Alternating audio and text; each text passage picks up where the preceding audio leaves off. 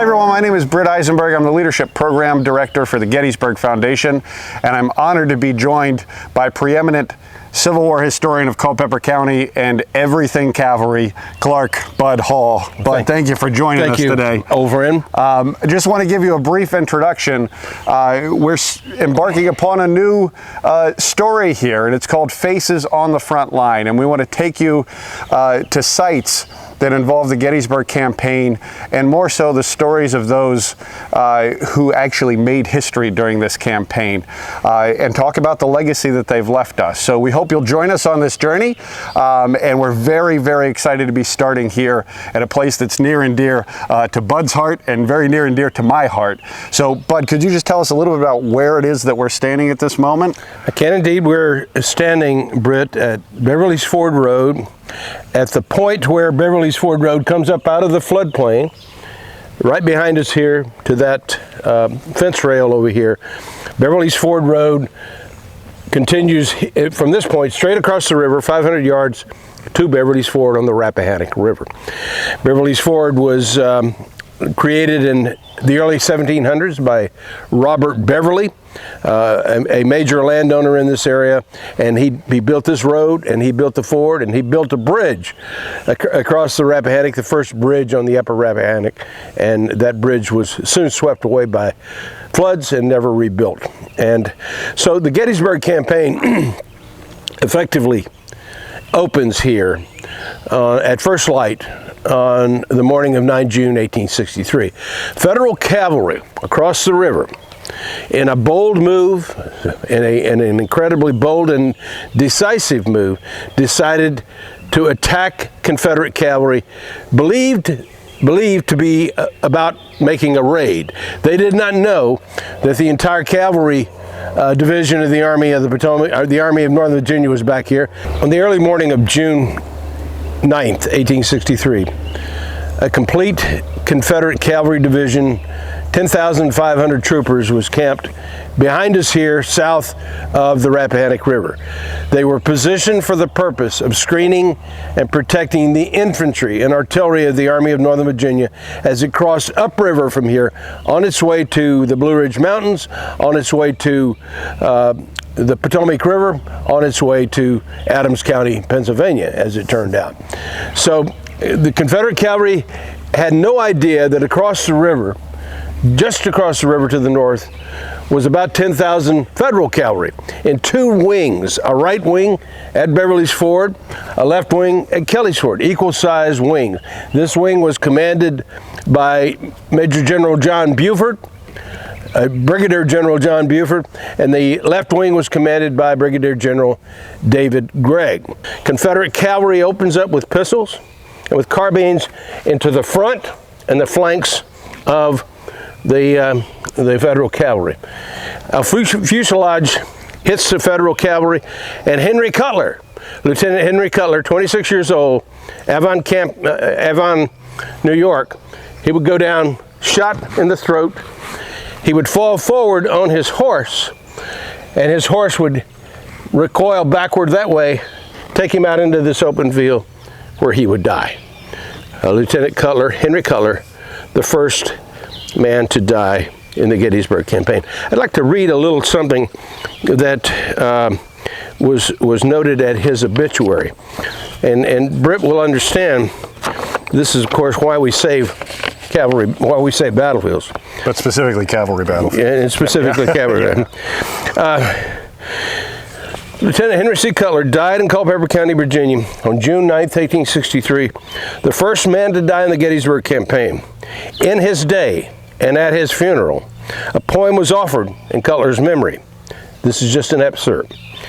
Earth is hallowed where he fell. I'll repeat. Earth is hallowed where he fell. Comrade warrior, fare thee well. Comrade warrior, fare thee well. That right there is the reason we save battlefields. Hallowed ground. Right here, Henry Cutler was killed, and this is saved. All of this is saved today, and the battlefield is saved because of our preservation efforts here.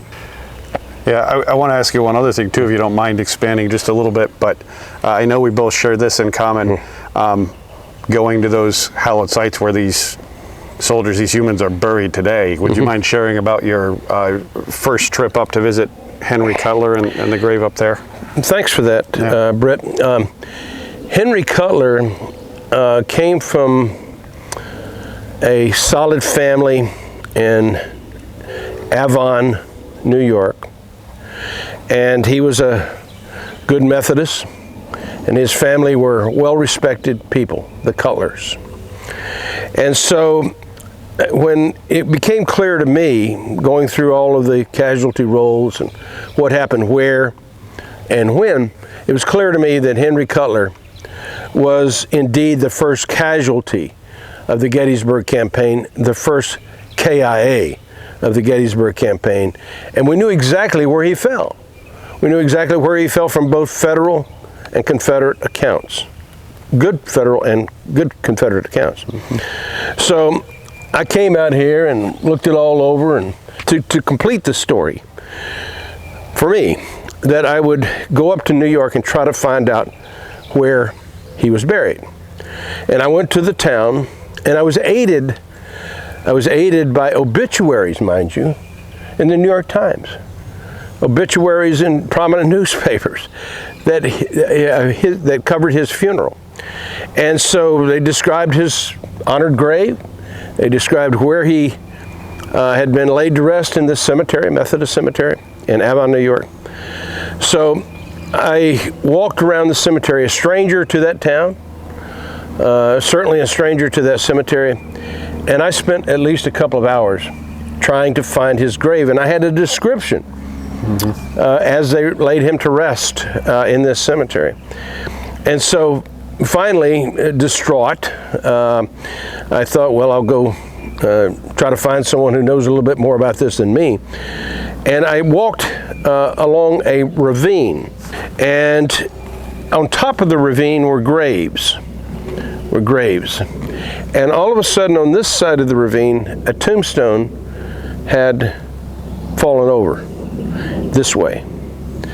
And I thought, I'd walked up above that before, but I had not seen that because I wasn't looking at the right angle. So I looked up at it and I said, no, couldn't be. Couldn't possibly be. But as I went up there, Lieutenant Henry Cutler, killed at Beverly's Ford, June 9th, 1863. I thought, my goodness. So came back after taking pictures and laying my own little wreath at the base of his grave. I came back and communicated with the church, communicated with town officials. And to say that they got on it in a hot minute was absolutely correct. They got on it. And they put up a new headstone, sent it to me to look at, and the grave is now respected. And I occasionally will still get a picture from up there where somebody's put an American flag on it. Yep. So, good story. Yeah, and it's still in good shape. I was just there last summer, so thank you, bud. Thank you, Britt. When I bring people down here over the years, they tell them the Henry Cutler story.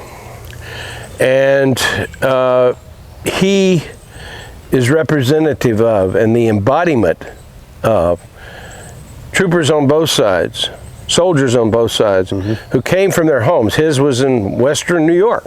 Came down, volunteer soldier, came down serving his country, and fell here in Culpeper County, Virginia. A ton of troopers and soldiers died here in Culpeper County, Virginia, and we've had an aggressive, successful preservation campaign to save a great deal of the acreage around here. But this spot right here is truly special to a lot of people because this is where the Gettysburg Campaign begins, and you can precisely locate the spot right here. Yeah, that's amazing, bud.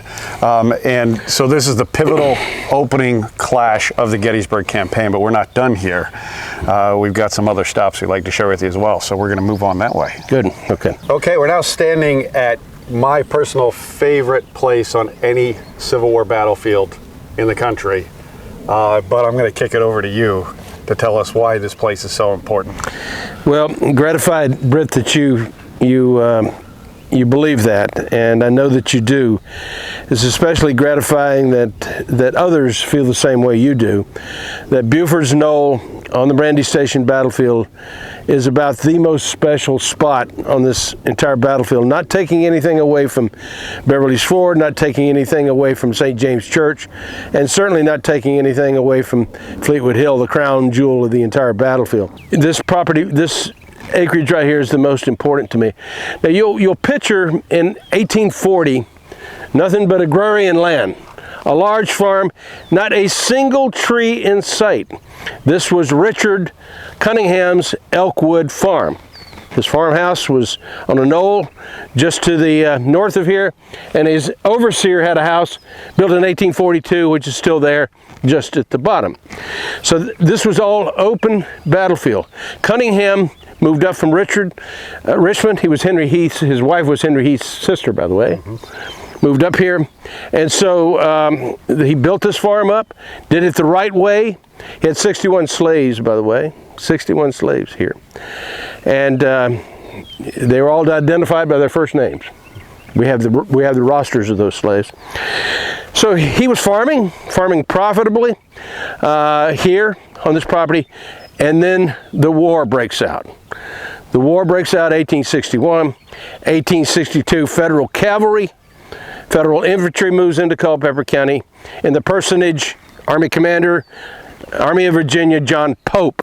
When John Pope moves his army, 55,000 men, in late July of 1862, into Culpeper County, this is the first farm upon which they alighted, right here. None of these trees that you see, none of those trees you see down here were there. Not a single one of them. None of these trees here were there. This was completely, it was still recovering from the Civil War, you know, and as you now see, it has recovered. Yep. So I started to come up here, and it was clear from the accounts that this knoll was the one upon which the right-wing commander, Brigadier General John Buford, took as his command position the entire morning of 9 June 1863. General John Buford came up here and organized his attacks to the south against St. James Church, and organized his attacks against the west at Dr. Daniel Green's farm. So it was right here that he superintended the morning phase of the Battle of Brandy Station from this knoll. So I put it on my map, Buford's Knoll, and it's Buford's Knoll to this day. And Rooney Lee, Brigadier General William Henry Fitzhugh Lee, Rooney Lee, who commanded that brigade over there, his headquarters were on that little piece of ground right over there. So the two commanders in opposition were staring at each other. Rooney Lee there, John Buford here. Both brigadier generals and both outstanding cavalry commanders. And when I tally up the casualties during the Battle of Brandy Station, when I tally those up, certainly the most casualties that occurred in the Battle of Brandy Station occurred on Fleetwood Hill. Beverly's Ford Road, a ton of casualties on Beverly's Ford Road. Many casualties beyond the U Ridge. That's the U Ridge that you see there, just on the other side there. As the Confederates fell back from this wall, the Federals followed, heavy fighting over there. But right here, when I look at this field, I don't see just a battlefield, I see a cemetery. This is a cemetery right here, no question. There's this rumor, and that's all it is, that after the war someone came in, farmers are trying desperately to plant their crops, mind you, recover from the war.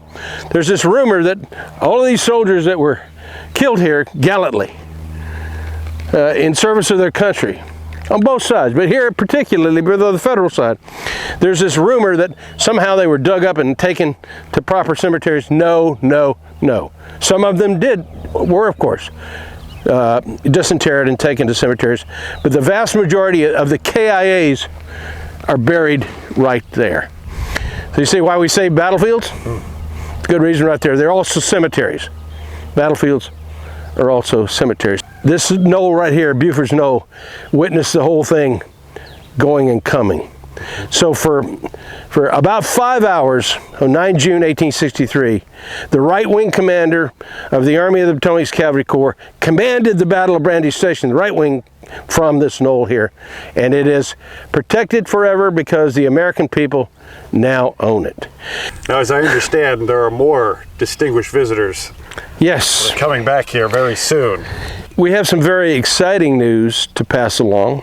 It's not exactly a secret, because it is now highly public, that the Commonwealth of Virginia, under the tutelage of Governor Glenn Youngkin, has agreed to take over this land owned by the American Battlefield Trust and to create a battlefield state park.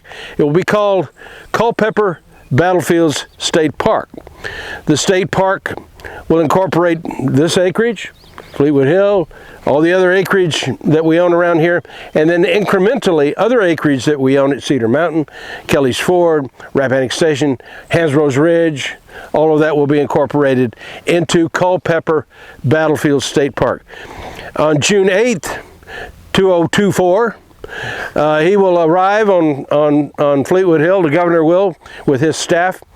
Other notables, American Battlefield Trust dignitaries, the president, David Duncan, the board, many board members of the American Battlefield Trust, and the governor will officially take over the keys to Culpeper Battlefield State Park Brandy Station unit. That will occur June 8th, and to say we're excited about this is a mild understatement. You'll recall, everything you see was going to be a developed commercial enterprise. It was going to be a corporate office park and then a racetrack, and the American people came together and we defeated that lunatic idea, and it's now saved, and we're proud proud and grateful to the Commonwealth of Virginia for making this the 43rd Virginia State Park. And I have to think, and Britt will get this, I have to think John Mosby would be pleased with the 43rd Virginia State Park. Certainly would. And I want to just jump in because I know this is something that will resonate with all of our friends with the shared mission we have, but think about that.